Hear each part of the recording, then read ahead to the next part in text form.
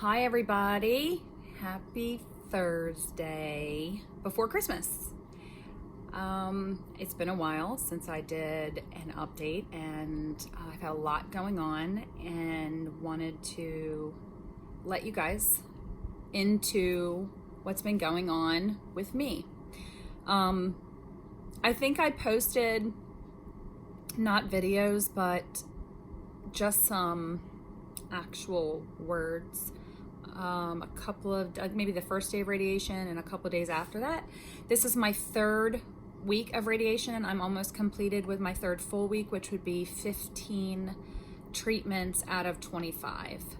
So let me tell you how the radiation is going. I hate it. I hate everything about it.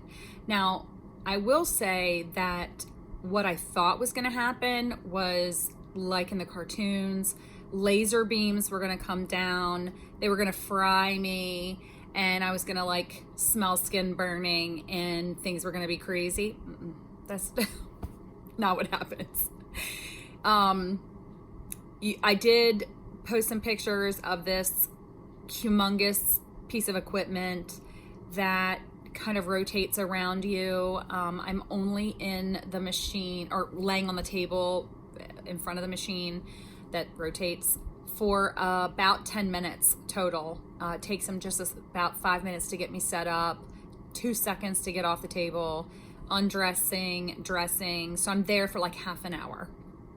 The technicians are amazing. They are the sweetest people. I do not know how these people are, just never have a bad day. They're just amazing. It's kind of hard to see, but see this shiny stuff? This is Aquaphor that's all over me. It's all over the front of my chest. They're radiating all the way up into my neck, all over my collarbone, through to my back, all on the left side of my chest.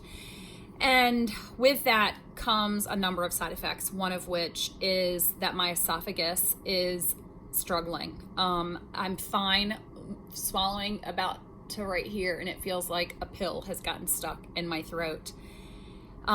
So I have to chew all of my food into like pate style, and if that's even a style, and I have to eat a lot of protein that helps you recover from surgeries, from cuts, bruises, needle pokes, and helps rebuild your bodies, like your protein bodies in your system from the radiation. So I suspect, based on what everybody's told me, I'm going to get a really bad sunburn and maybe some blisters all over this area. So anyway, I don't have that yet. I'm just starting to turn pink. I'm moisturizing twice a day with Aquaphor. It is almost to the 15th session. Well, 14 today and then 15 tomorrow. I haven't done today's session today. That'll be this afternoon. And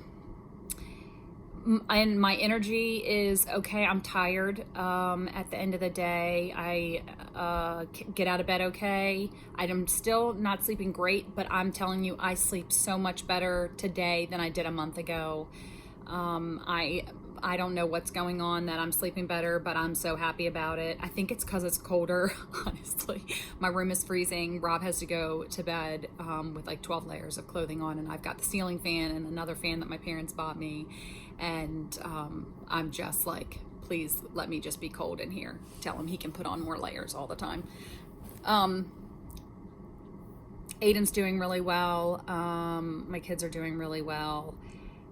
But the first week of radiation, I was complaining that my underarm hurt on my left side, same side that where my cancer was.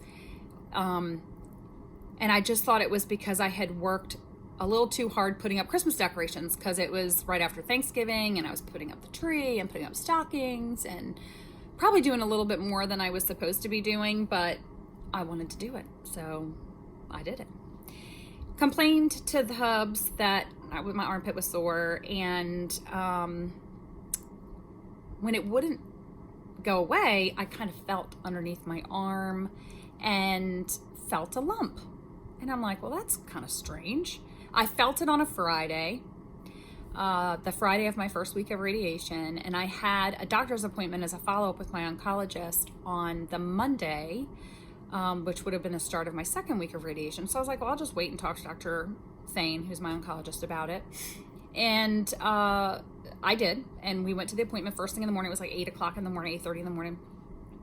And she did all of her follow-up stuff, talked to me about everything, wanted to know how my side effects were how I was doing with about side effects, and asked if I had any other questions. And I'm like, well, as a matter of fact, I do have a question about this lump.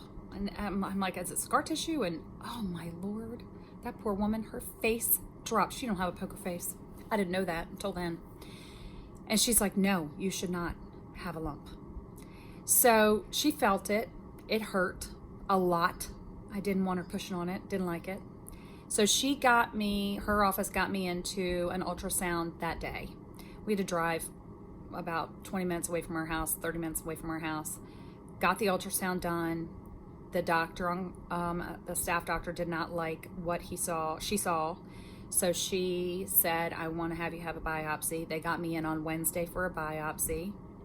During the biopsy, I alluded that previously, when I had had my biopsy, the doctor told me what they suspected. And she asked me, do you want me to be honest? And I'm like, well, of course. And she said it didn't look good. So Rob and I kind of kept that to ourselves. We actually made 2 phone calls, which we regretted immediately, especially since we didn't know the results of the biopsy, and we were going to just upset people without having any additional information. So we nipped that in the bud right away and said, we're not gonna, I think it's nip in the bud. Nip in the bud? Anyway. So we didn't want to tell anybody else because we just felt like that people were gonna be hurting for no reason if it came back that it was nothing, even though we both knew it was something.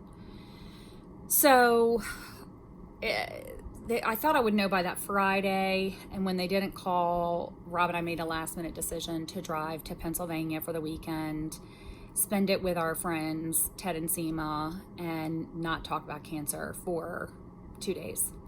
And we did, and it was amazing to absolutely not think. I mean, I think I went an entire 24 hours and didn't even think about it. It was just, we visited with his parents. They didn't know anything that was going on, so it was the bliss of just hanging out.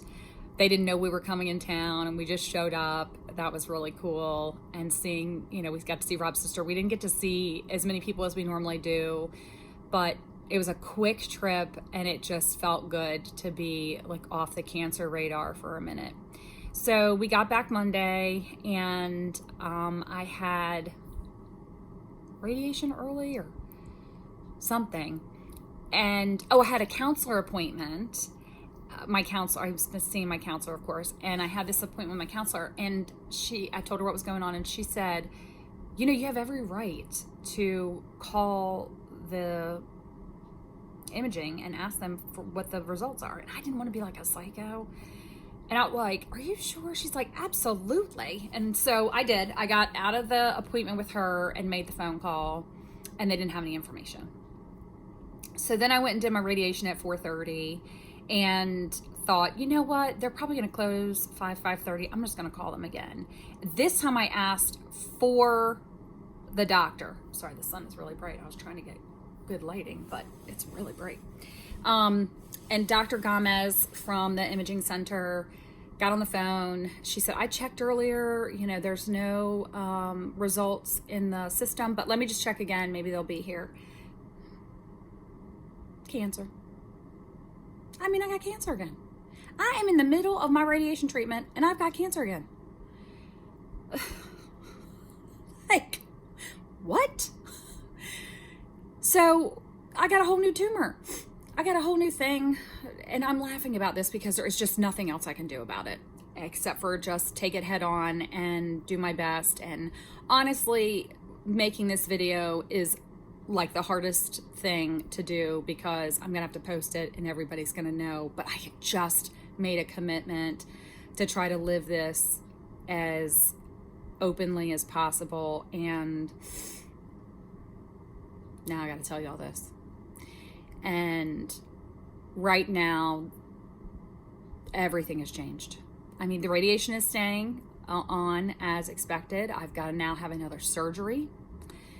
They had to push up my ovarian suppressant. They're probably going to have to push up my chemo pills. I'm going to talk to my OBGYN about getting my ovaries removed so that they don't produce estrogen anymore, because this stupid tumor is estrogen fed. And I don't know if you guys remember, but when they removed the lymph node the first time, they found out that the lymph node did not respond as well to the chemotherapy as the breast tumor had. And this, of course, new lymph node tumor is the same kind of cancer that would not react well to that chemo. And I'm not really interested in going through chemo again, because do y'all see, I am just now getting some hair back. Well, not just, I mean, it's, let me see if I can pull it out so you can see. It's kind of long. Like, I'm kind of impressed by how long it is. I've been trying to make it work, but it has just got a mind of its own. When I first get out of the shower, I look like my baby brother, like Justin Timberlake. He's gonna love that I said that.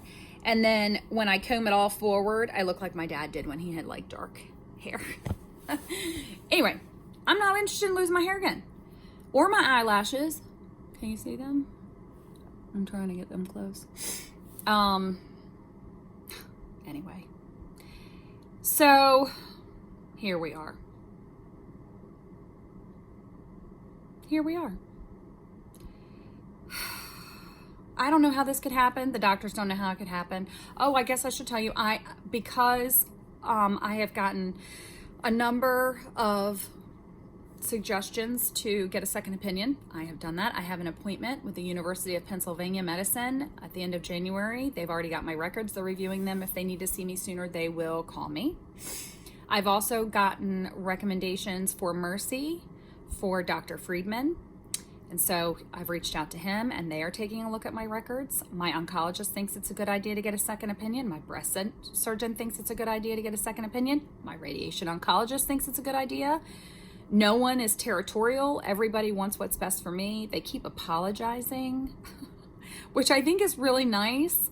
I just don't like when people feel sorry for me, I guess. So it makes me feel uncomfortable. But my oncologist said to me, "You have been so brave." And I don't know what about that, but it really made me feel good that she thought that I had been so brave. So I'm trying to still be brave.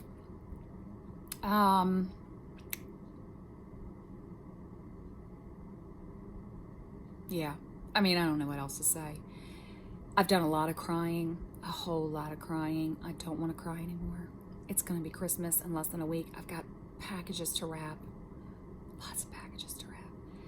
And all I really want to do is turn on the TV and evaporate in a movie, because it's just what I want to do. I'm tired.